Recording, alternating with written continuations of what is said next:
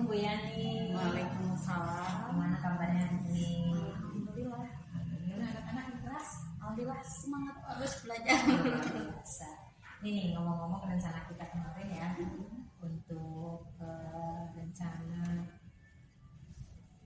mencoba untuk melakukan pembelajaran berdiferensiasi di kelasnya. Kira-kira Bu Yani sudah punya gambaran nggak akan melaksanakan proses pembelajaran diferensiasi ini untuk pelajaran apa, tema apa gitu ya, dan strategi diferensiasinya mau kayak gimana?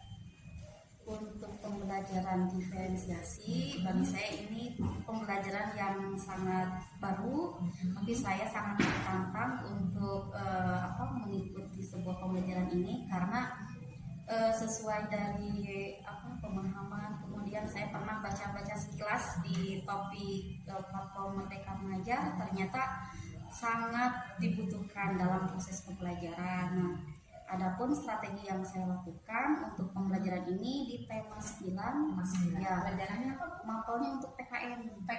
Ya. Ini mata pelajaran yang jarang loh Bu. Ya. Biasanya kalau orang-orang diferensiasi itu banyaknya di IPA atau matematika yang ada prakteknya. Tapi ini Bu Yani sekarang mau memilih PKN ya. Keren. Tertantang.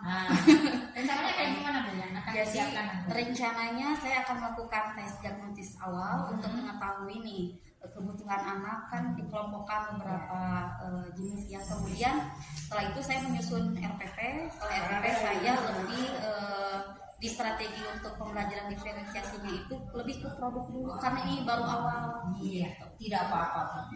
Memang idealnya ada 3 ya, ada diferensiasi konten, proses, dan produk. Tetapi kita juga menyesuaikan dengan keadaan. Ini kan baru pertama kali mencoba ya, tidak apa-apa. Yang penting ada salah satu bagian yang kita sudah bisa memberikan pelayanan pembelajaran yang memenuhi kebutuhan belajar murid yang beragam. Gitu ya. Sekarang Bu Yani mau memilih diferensiasi produk ya. Ya. Tadi temanya PK-nya apa Bu? Tentang hak dan kewajiban. Tentang hak dan kewajiban. Nah, kira-kira di tema hak dan kewajiban itu produk yang bisa memfasilitasi ketiga ragam gaya belajar anak yang disiapkan Bu Yani nanti apa?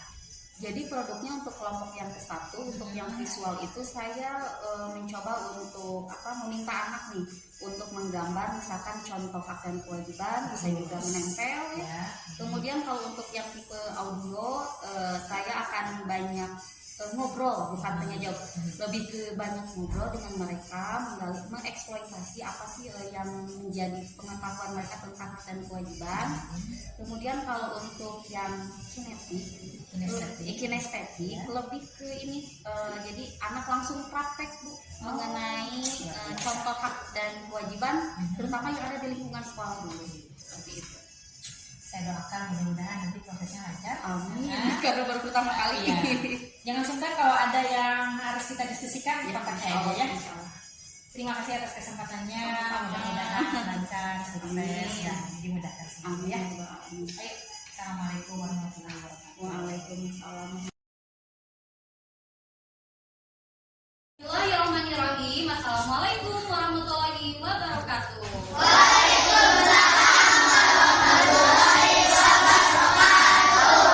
TB Yuki, silakan TB pimpin teman-temannya untuk berdoa dulu ya.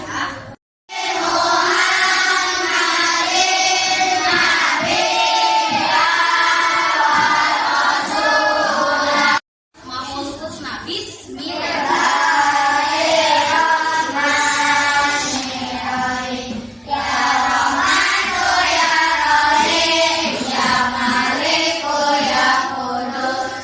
Akan surat Al-Waqiah. Bismillahirrahmanirrahim. Idza waqa'atil waqi'ah. Profil pelajar Pancasila. Bukan Garuda Pancasila ya. 1, 2, 3. Pelajar Pancasila. Di minggu kemarin kita sudah belajar mengenai ada juga ya tentang apa ya? Tentang gaya pelajaran bahasa Indonesia dan juga PKN. Nah, mengenai mengenai hak dan kewajiban. Nah, coba kelompok 1 belum siap nih, kelompok 2 oke. Boleh lihat ke sini sambil lihat ke ibu ya. Kelompok 3 oke, bagus.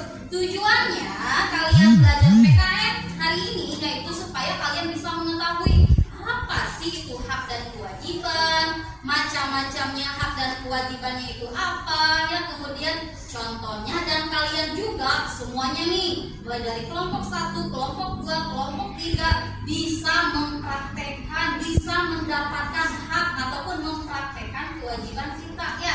Yang sekarang kita akan pelajari yaitu hak dan kewajiban di lingkungan sekolah. Iya, sesuatu volumenya ditinggikan lagi. So, 1, 2, 3. Ibu minta kelompok ini untuk mengulang jawabannya Syifa barusan apa? Sesuatu yang harus kita lakukan sekarang. Hak dan kewajiban itu mana dulu yang harus didahulukan? Hak dulu atau kewajiban dulu? Ini adalah contoh dari kewajiban. Kenapa Iwan? Oh, itu mah hak katanya, karena kalau kewajiban itu mendapatkan ilmu bukan? Tapi apa ya sebagai pelajar? Iya, ternyata Jidan tadi lupa ya. Ternyata salah satu kewajiban kalian sebagai seorang pelajar yaitu belajar. Terus apa? Iya, mendapatkan boleh ya menggunakan toilet sekolah. Kalau kalian misalkan mau buang air kecil bisa menggunakan toilet yang ada di mana? Di sekolah. Sekarang tiap kelompok ibu akan memberikan, bukan tugas ibu bilangnya, ibu akan menyebutnya hadiah. Nah, hadiahnya berupa greng-greng-greng. Berupa apa? Iya, berupa kertas yang sudah berisikan kata-kata yang sudah siapkan ya. Untuk kelompok 1, nih kelompok 1. Tadi kan kalian sudah ini ya, sudah belajar, sudah mengetahui, menyebutkan, bahkan tiap kelompok sudah memberikan jawabannya masing-masing ya, mengenai hak dan kewajiban terhadap lingkungan. Kelompok 1 tugasnya menuliskan nih, dilihat dulu pernyataan yang ada di tabelnya, kemudian nanti kalian tuliskan hak dan kewajibannya dengan cara didiskusikan bersama satu kelompok ini ya. Silakan. Kelompok 1 diskusikan. Kelompok 2 tugasnya hadiahnya lebih banyak lagi karena ini berisi 2 lembar nih. Di sini ada gambar. Ya, ada gambar. Nanti kalian perhatikan gambarnya. Setelah itu kalian tuliskan di sini hak dan kewajiban sesuai dengan gambar yang sudah disediakan di lembar penjelasan. Ya, diskusikan bersama teman satu kelompok. Jangan lupa nama anggota kelompoknya. Untuk kelompok 3 ini spesial nih ya, karena tugasnya bukan dikerjakan di dalam kelas, tapi tugasnya dikerjakan di luar kelas. Kalian tidak hanya berbicara saja ya, mengemukakan pendapat, tapi kalian langsung praktek. Nah, kalau kalian sebelumnya ibu kasih clue dulu, ini ada clue. This is your clue ya. Jadi ini petunjuknya. Nah, coba barisan. Lihatnya lihat ke sini. Barisan. Ya. Kemudian ketua kelompok apa aja memegang clue yang ada di kertas ini, kemudian per satu nomor ya dikerjakannya, tidak langsung semuanya ya. Siap Pak? Langsung menilai ya. Dan siap belum? Dan siap? Kelompok 3 siap. Kelompok 3 belum siap. Barisannya belum rapi. Oke, 1, 2, 3.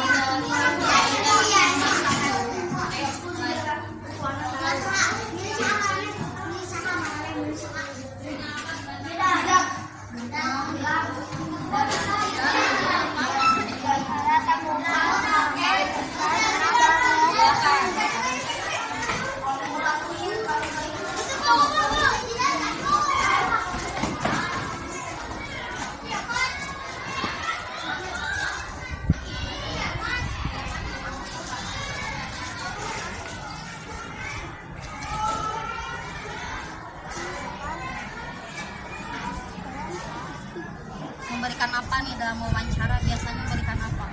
Clue, bukan? Hanya dari huruf I belakang I lagi. Informasi sedikit lagi. Informasi. Nah, itu informasi. Coba perhatikan di sekitar ini nih. Yang kalian kurang enak nih. Lingkungan yang kurang enak di sekitar sini nih, kurang enak dipandang. Kira-kira apa ya? Papan tulis harusnya bagaimana nih? Bersih. Ayo cari penghapusnya. Silakan cari penghapusnya. Penghapusnya bukan ada di lingkungan ini, tapi di lingkungan mana kalau penghapus? Silakan cari. Ayo di waktu, ayo.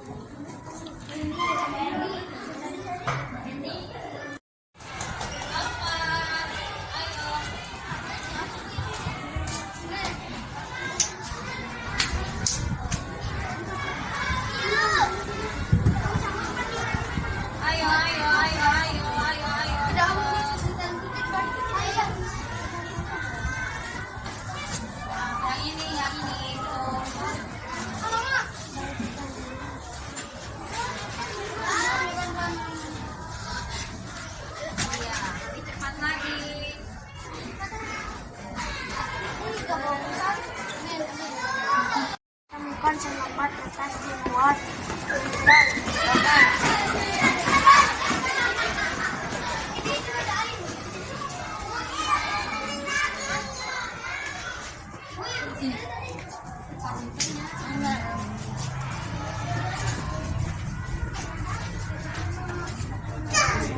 Di sekitar library itu perpustakaan. Ayo. Iya, bagus. Silakan dibacakan pertanyaannya apa tuh? cerita fiksi yang cerita yang bohong. Iya, yang bohong atau tidak nyata. Coba sekarang perhatikan nih di lingkungan ini. Kira-kira yang kurang nyaman buat kalian apa ya? Berarti apa? Silakan langsung dipraktekkan. Mencemari, Bu. Iya, mencemari. Silakan berarti harus dibagaimanakan tuh. Dibersihkan. Silakan diambil langsung. Oke, siap.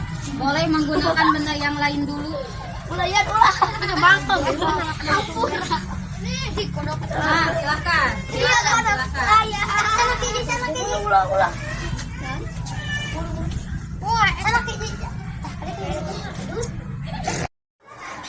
Terus apa lagi yang sesuai dengan tempatnya? Hello bisa di mana? Silakan langsung simpan tempatnya. Ibu itu sampai 3 ya. 2, 3.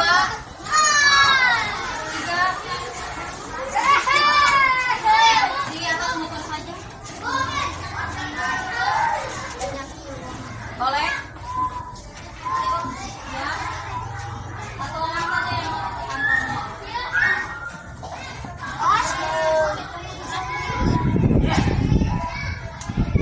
Ayo kumpul lagi di sini. Teman kita. 1, 2, 3. Oke. Hak kalian tadi di dekat ruang itu apa hak kalian? Hak dulu. Dapatkan kenyamanan meskipun hanya di mana tuh? Di tempat yang bukan di mana tempat yang kecil di teras kelas berapa kalau yang itu? Kelas 2 atau kelasnya kelas 2B atau kelas 2C? Ya, kewajibannya tadi apa ketika kalian melihat barang yang sudah sesuai dengan tempatnya? Harus menyimpan barang di tempat asalnya. Ya, ke tempat asalnya. Bagus tuh berikutnya. Dan menuju ruang guru temukan kertas hijau dan putih. Silakan diambil. Abi tadi yang nyari iya.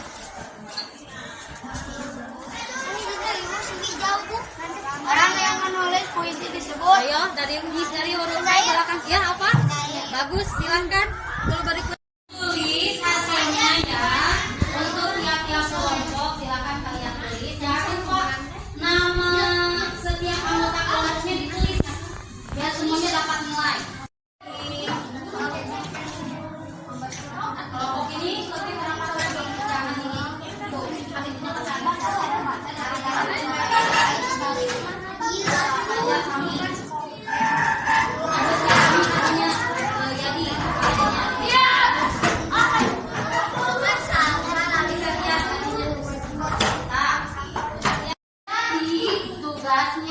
dikumpulkan. Mulai dari kelompok 1.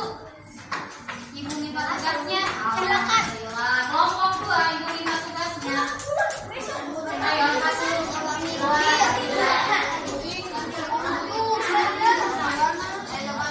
Oke, kelompok 2 sudah selesai. Kelompok 3, kelompok 3. Hitungan ketiga, duduk kembali yang rapi ya. 1, 2, 3. Oke, cukup kelompok 3 ya. Kelompok yang sudah siap nih. Alhamdulillah pembelajaran ya. Kemudian tugasnya sudah selesai. Berarti sekarang ibu mau ngobrol lagi dengan kalian. Bagaimana tadi setelah belajar dengan ibu nih pengalaman kalian? Apakah pengalaman yang menyenangkan atau pengalaman yang biasa-biasa saja atau bagaimana? Ya? Mulai dari kelompok 3 dulu. Pembelajaran hari ini menurut kalian bagaimana? Seru karena apa serunya? Oh, bisa belajarnya di luar. Berarti paling seru kalau belajarnya tidak di dalam kelas saja ya. Oke. Kalau menurut kelompok 2 nih, pengalaman belajar hari ini bagaimana menurut kalian? Menyenangkan karena apa? Bisa apa? Coba dibuka dulu maskernya. Oh, bisa berkumpul sambil ini ya, mengerjakan tugasnya, berdiskusi bersama teman-teman satu kelompok, berarti menyenangkan. Oke, bagus. Kalau menurut kelompok 1 nih, pembelajaran hari ini bagaimana menurut kalian? Menyenangkan karena apa? Bisa apa ya? Bisa bekerja sama dengan teman satu kelompok. Coba diulangi lagi. Tadi hak dan kewajiban sudah tahu ya. Mana yang harus didahulukan, kewajiban dulu atau hak? Kewajiban dulu harus didahulukan sebelum apa Reka? Sebelum hak. Alhamdulillah pembelajaran hari ini sudah selesai. Insya Allah kelompok 1 belum siap nih, kelompok 2, kelompok 3 insya Allah ya. Besok dilanjutkan kembali dengan materi bahasa Indonesia mengenai wawancara ya. Kemudian ibu mau menitipkan sama kalian. Titip salam sama orang tua kalian ya.